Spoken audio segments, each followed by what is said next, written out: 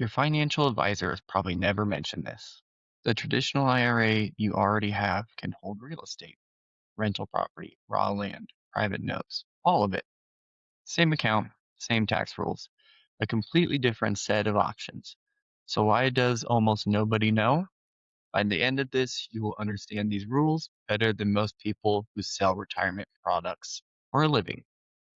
I am Austin with Mountain West IRA, and today I am walking through the self-directed traditional IRA start to finish. The 2026 numbers, the rules that actually matter, and the mistakes that wreck accounts. Quick housekeeping. We are an administrator. We do not give investment, tax, or legal advice. This is how the rules work, nothing more. Let me clear up the biggest confusion first. The IRS does not have an account called a self-directed IRA. Under the hood, what you have is a regular traditional IRA, just held somewhere that allows more than the usual funds. Same tax treatment. Money goes in pre-tax, growth tax deferred, gets tax coming out in retirement. Every rule you already know about a traditional IRA still applies. The only thing that opens up is what the account is actually allowed to hold. So what can it hold? Easier to start with what it cannot. The IRS names a short list of off-limit items: life insurance, collectibles, so as art, antiques, most gems, certain coins, alcohol, and S corporation stock. That's basically it. Everything else is open. People use these accounts for real estate fix and flips, rentals, raw land, commercial property, or tax liens. Private lending, whether it's unsecured or secured by an asset. Precious metals that hit the fineness standards. Shares in a private company or a fund, and a lot more. I'm not here to tell you what belongs in your account. That is your call, based on what you know. My job is the account itself. Numbers people search for. For 2026, you can put in $7,500 total across your IRAs if you are under 50, $8,600 if you are 50 and older, because there is an extra $1,100 catch-up rule. No age cap on contributing, as long as you have got eligible compensation. That means wages or self-employment income. Rental income does not count. Social Security does not count. And if you are married filing jointly and one spouse has earned income, the other spouse can still fund their own IRA. Now, deductibility, because this trips people up. Putting money in a traditional IRA does not automatically make it deductible. It depends on your income and whether you or your spouse have a retirement plan at work.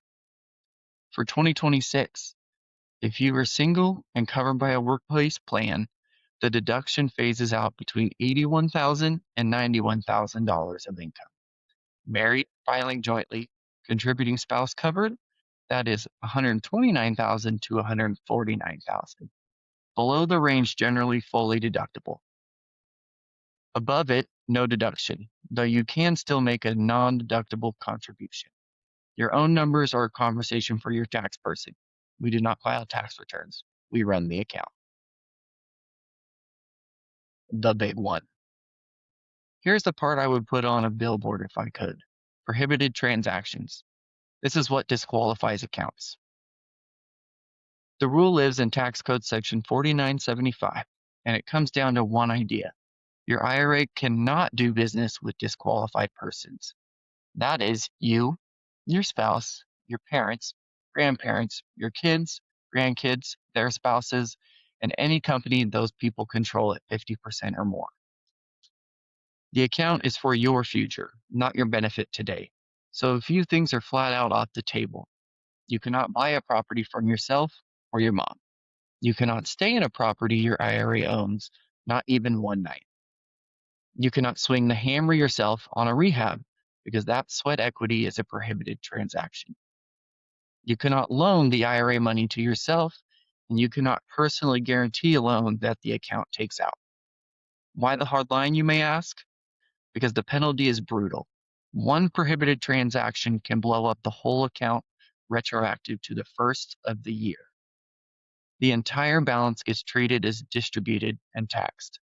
People lose the whole tax shelter over a shortcut. This is the section to slow down on. One more that catches people. Require minimum distributions. Traditional IRAs have them. As of 2026, they kick in at 73. Each year after that, you pull a minimum amount out. Easy enough with cash. Trickier when your account owns a rental because you can't mail the IRS a bedroom. A couple of ways people handle that. Keep some cash in the account from rent collected, or distribute a slice of the property, a percentage interest to cover that amount. The point is to plan for it before the year you turn 73, not the week of. Mechanically, it is simpler than people expect. Open the account with an administrator, fund it through a contribution, a transfer, or a rollover from another retirement account. Then you direct the account to acquire the asset. And this is the key. The money and the title run through the IRA, never through you personally. Keep that clean and you stay compliant. So that is a self-directed traditional IRA. Same tax wrapper you already know, wider set of options inside, and a handful of rules that really matter. Contributions, deductions, prohibited transactions, RMDs, understand those 4 before you fund anything. We are Mountain West IRA, a self-directed IRA administrator in Boise. We handle setup and paperwork, and we do not give investment tax or legal advice. Check with your own financial advisor about your exact situation. Appreciate you watching.